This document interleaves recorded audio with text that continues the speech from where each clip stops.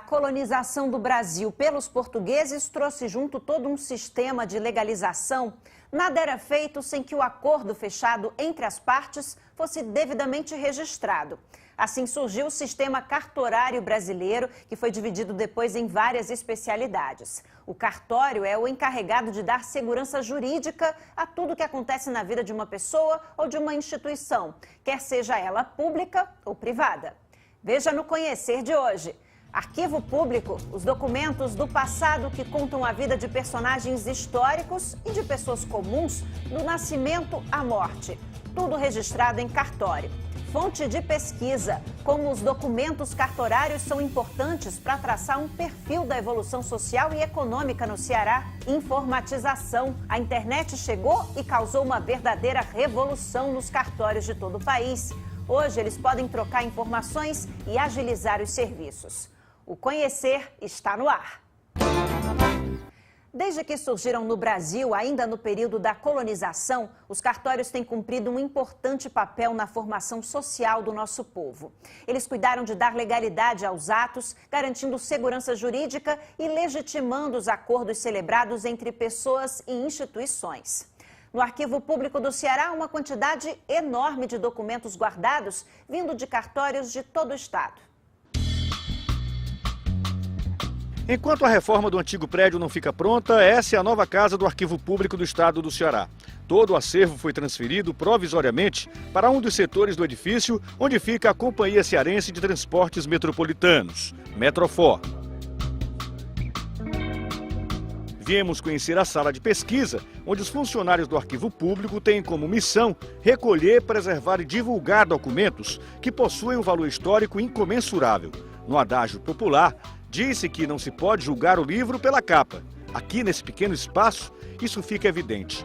O adágio ganha corpo e alma. Apesar de muito desgastados pelo tempo, todos os livros, por mais velhos que sejam, guardam conteúdos preciosos e únicos. Por isso, o Arquivo Público é uma enorme fonte de pesquisa por causa da diversidade de documentos e a pluralidade de temas e objetos da história local e nacional. Nós temos aqui públicos diferenciados, né? Ou seja, consulentes mais acadêmicos, que são aqueles que vêm em busca de documentos de arquivo para elaborar suas monografias de término de cursos, suas dissertações de mestrado, suas teses de doutorado, mas também de pesquisadores curiosos sobre, por exemplo, história de família. E temos um público mais assim, específico que nos procuram por conta dos documentos cartorários. Criado com o objetivo de organizar os documentos provenientes da antiga capitania, passando pelos fatos que marcaram a província e, claro, a documentação da atual administração governamental, o Arquivo Público mantém em seu acervo requerimentos, processos, relatórios, censos, certidões, testamentos, inventários e diversos outros documentos. E parte de toda essa coletânea vem dos cartórios espalhados por todo o estado. A documentação cartorária no Brasil, ela surge com a própria colonização, no momento da própria colonização. Por quê? Porque a colonização do Brasil foi efetivada basicamente com base na distribuição de terras, através do sistema de sesmarias.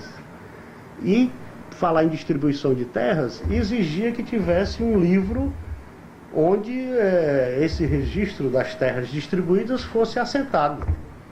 E daí já em 1530, o Dom João III, rei de Portugal, mandou uma carta para o Martim Afonso de Souza, dando a ele poderes para criar tabeliães, ou trazê-los de Portugal, né, para o Brasil e criar aqui também esse tabelionato, que no início era chamado de tabelionato de notas, basicamente de notas, né? Com o passar do tempo é que vai se complexificando, né, a sociedade colonial E aí esses tabelionatos vão se dividindo. Os documentos de Vila Cruz ou Itapajé datados de 1940 a 1953. A inscrição de eleitores no Tribunal Regional Eleitoral de 1933 a 1937. As correspondências expedidas pela Câmara Municipal de Canindé-Coité, atual Aratuba. Os nascimentos de Baturité no período de 1889 a 1927. Diferentes lugares, diferentes épocas, mas tudo documentado. Uma questão de cidadania. Esse serviço é um serviço na nossa opinião, dos que fazem o arquivo público, os funcionários do arquivo público, de fortalecimento da cidadania no Ceará. Não é? Quer dizer, de comprovação de direitos cidadãos, né? Que as pessoas nos procuram para isto. Não é? E não só do estado do Ceará. Então, tem pessoas que ligam para cá. Por exemplo, atualmente a gente está numa pesquisa muito intensa de uma cearense que mora na Alemanha, que está em busca das origens dela. Márcio é o diretor do Arquivo Público e nos conduz nessa viagem no tempo para mostrar como os documentos cartorários foram importantes para contar a evolução da nossa sociedade. São documentos que têm especificidades. Né? Por exemplo, inventários e testamentos. Muita gente, às vezes, tem uma ideia de que são documentos semelhantes, que são documentos iguais, mas eles são distintos. Né? Por quê? O inventário, ele é um documento que, ao mesmo tempo, ele diz muito da vida do morto, das últimas vontades do morto, do testador, mas ao mesmo tempo ele diz muito sobre a própria sociedade em que ele viveu. Então os historiadores logo cedo perceberam a importância desses documentos. Em cada livro que sai da lavra de um tabelião, uma descoberta. Aliás, muitas descobertas. É que quanto maior é o documento, mais farta a leitura e a quantidade de informações sobre as famílias que se estabeleceram no estado desde o século XVII.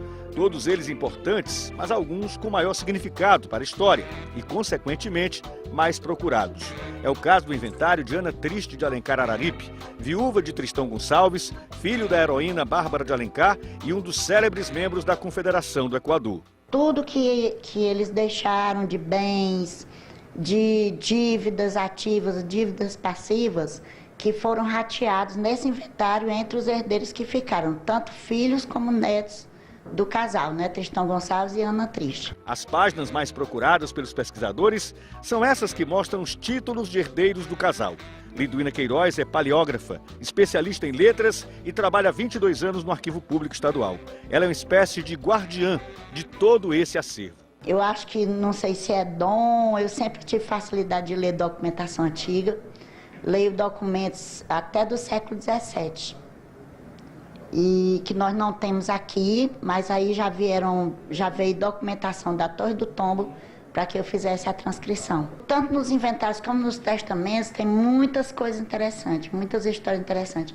Eles são muito procurados pelos pesquisadores porque eles refletem também a condição social da época, certo? Como as pessoas viviam, o que eles utilizavam para sobreviver, até a parte religiosa também é comentada mais nos testamentos do que no inventário. E você faz na leitura dessa documentação, parece que você viaja no tempo.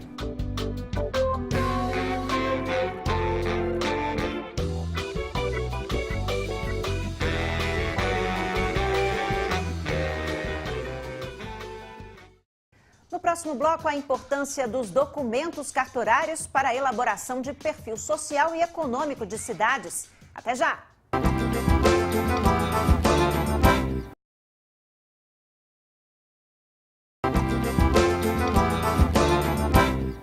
Certidões de nascimento, de óbito, testamentos, inventários. Esses são documentos procurados até hoje nos arquivos lavrados em cartórios. São familiares que buscam as origens de seus antepassados, pessoas que querem conhecer sua história e pessoas que buscam conhecimento sobre a evolução social e econômica do Estado. Alunos, professores, historiadores, um público diversificado que usa os cartórios como fontes de pesquisa. Essa é uma cena comum no Museu do Ceará, que fica no centro da capital. Curiosos, alunos das séries iniciais das escolas públicas e privadas percorrem os corredores do prédio buscando informações de como o Estado se formou ao longo de centenas de anos. Nessas salas, encontramos algumas respostas sobre de onde viemos. Como nossas famílias ultrapassaram os séculos, quem foram as pessoas que construíram nossa sociedade. Das cerâmicas comuns nas aldeias indígenas, das armas usadas nos quartéis, das moedas que moviam o comércio, dos objetos que nos cercavam dentro de casa. Cada objeto como esses tinha uma importância muito grande para a família, quer seja no valor da moeda, quer seja no valor sentimental. Por isso, nada, absolutamente nada ficava para trás, quer seja no testamento ou no inventário da família. Fortaleza ainda era assim, uma pequena vila quando surgiram os primeiros cartórios que se encarregaram de registrar cada ato das populações que cresciam, aumentando a zona urbana.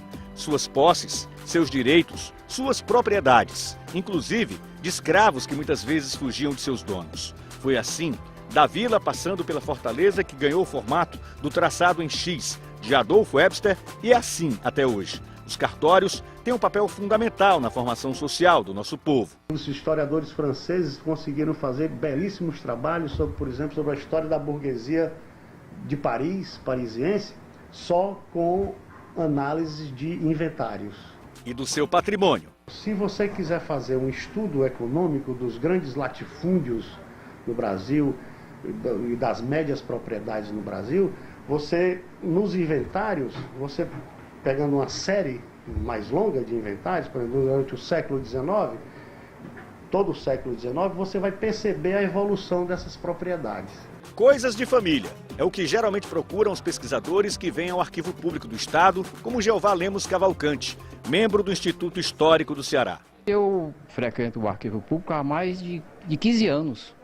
Eu sou um habitué aqui das pesquisas. Ultimamente estou fazendo uma pesquisa sobre Quixaramubim, os inventários da minha família Lemos e Cavalcante de Albuquerque de Quixaramubim.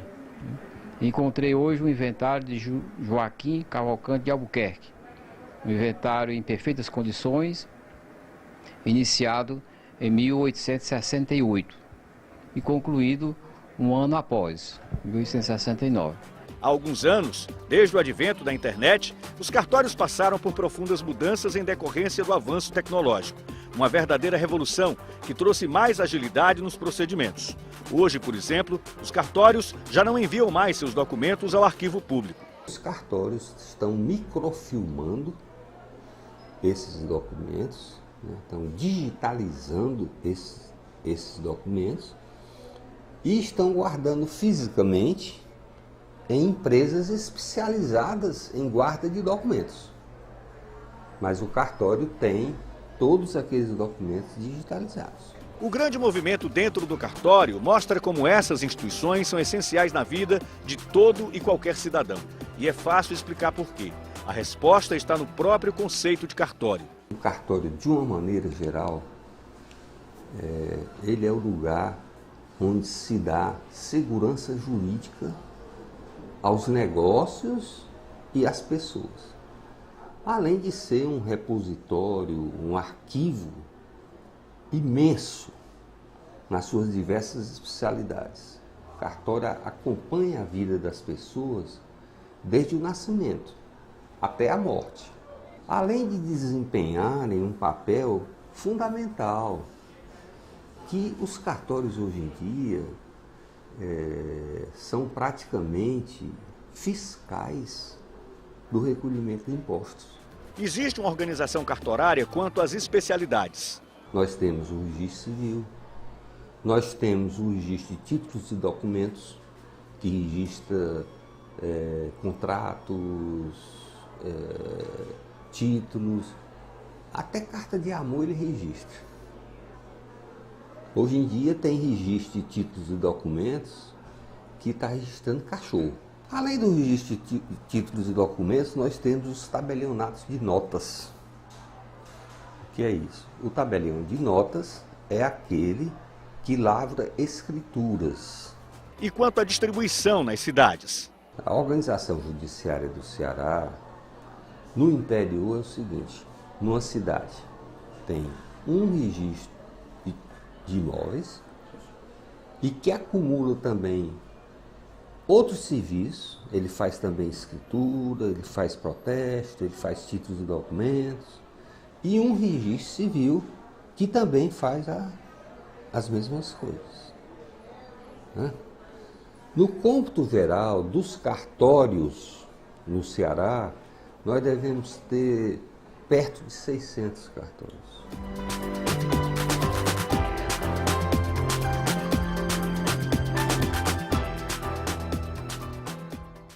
No próximo bloco, evolução tecnológica ajuda a reduzir barreiras e aumenta a agilidade do sistema cartorário brasileiro. Através da internet, cartórios de todo o país estão interligados.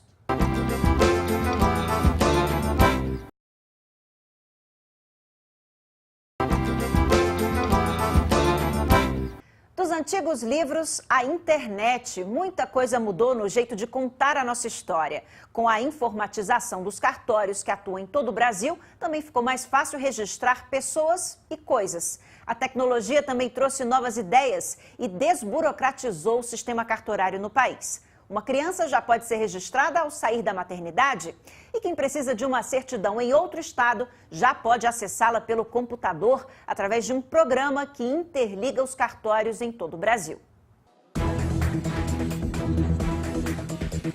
Abertura de firma, reconhecimento de firma, autenticação de cópias, DUT eletrônico, registro de nascimento, óbito, averbação, procuração pública.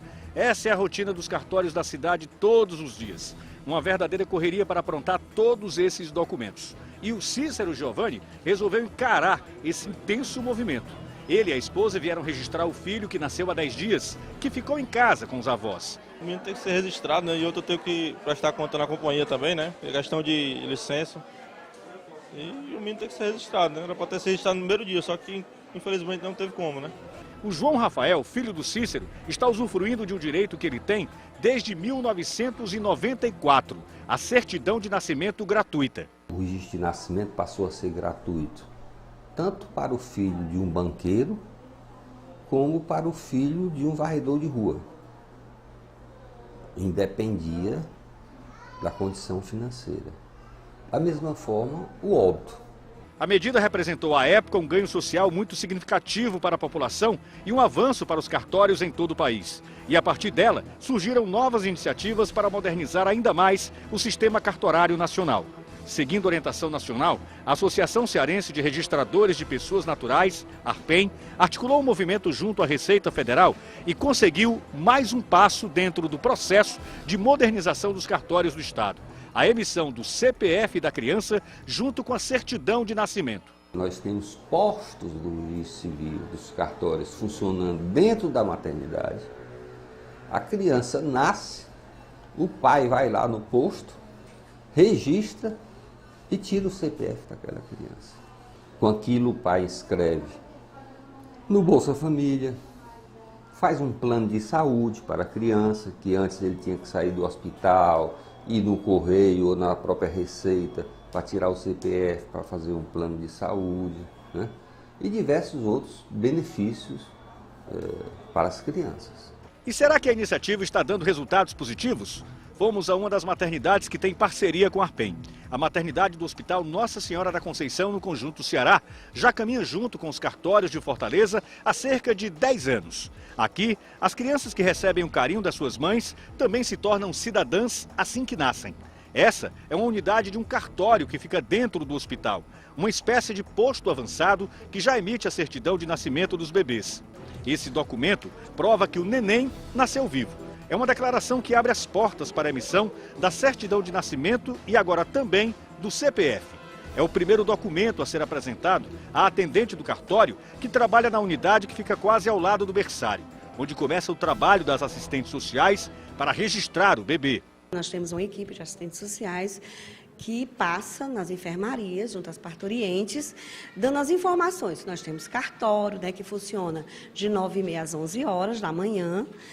Nesse momento, nós informamos a elas que os pais têm que vir, no caso de elas não serem casadas. Sendo casada, tanto ela ou só o pai pode fazer a certidão, né? E daí, depois dessas informações dadas, elas já se comunicam com o esposo, o companheiro, para virem ao hospital. né? Quando eles chegam, eles se dirigem ao cartório para que seja feita, então, a certidão de nascimento da criança, oficialmente. A assistência social tenta encaminhar o registro da criança até mesmo quando há um litígio entre os pais. O serviço social orienta que a mãe registre o filho, né, mesmo sem autorização do pai, para que ela possa já entrar nos programas sociais, né, e dar todos os encaminhamentos que sejam necessários. E que ela, posteriormente, da alta, né, quando ela tiver condições, ela procure juntar o fórum, né, juntar o fórum da criança e do adolescente, para que o pai seja chamado, para seja feito um exame de DNA, se for necessário, né, o que for necessário para que seja garantido à criança o nome do pai e da mãe na certidão. Enquanto a mãe, Ivanice, agiliza a documentação, Janiele, a amiga, segura Kevin no colo. Janiele acompanhou Ivanice durante toda a gravidez. Tudo foi eu. Eu que dei a ideia de vir para esse hospital, eu que conversei com o doutor, tudo.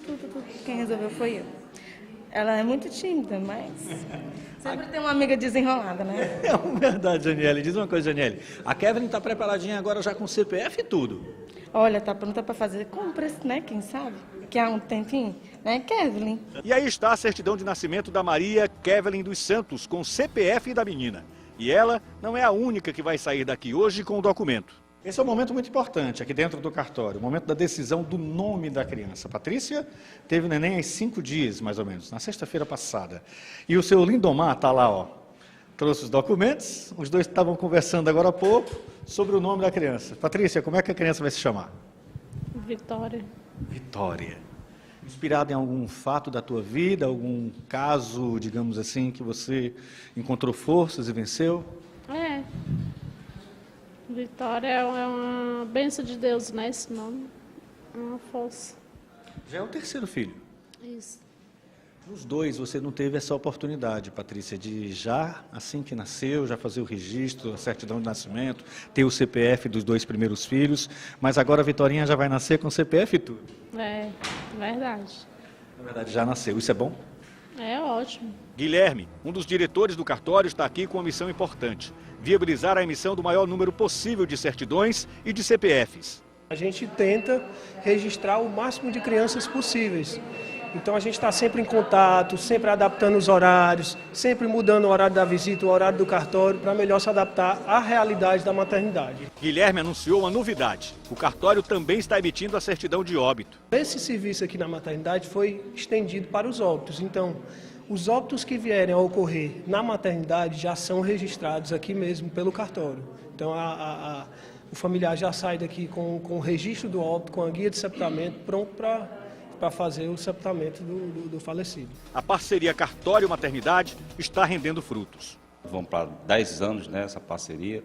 E assim, além de ser uma comodidade para esse pai e para essa mãe, que não vai ter que se deslocar para levar uma criança até o cartório para fazer a certidão de nascimento, eu acho que, acima de tudo, representa cidadania para essa criança que já nasce com a oportunidade de sair do hospital com a sua certidão de nascimento, agora também com o CPF já incluso nessa certidão de nascimento. Mas os avanços não param por aí.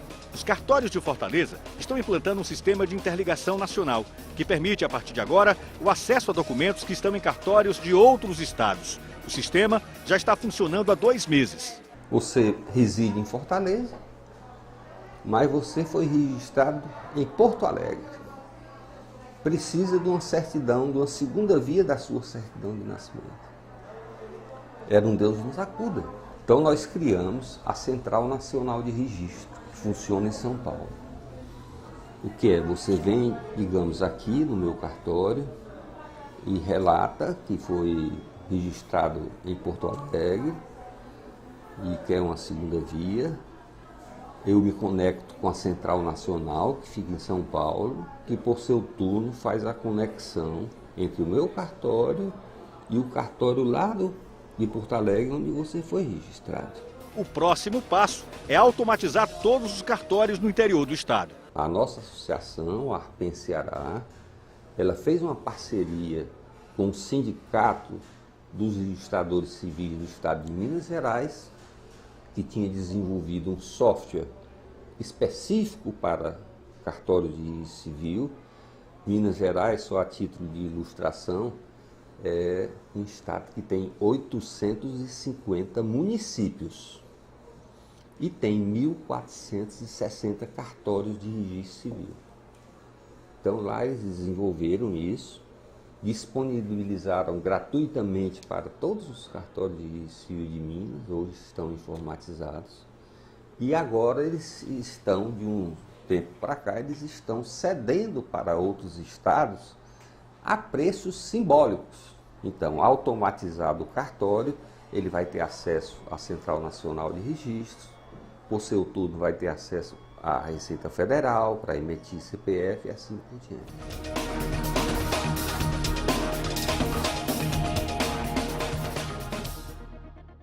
O programa Conhecer termina aqui, mas você pode assistir a essa edição e edições anteriores pela internet. Basta acessar o nosso site tvdiario.tv.br/conhecer e clicar no link Vídeos. Até o nosso próximo encontro!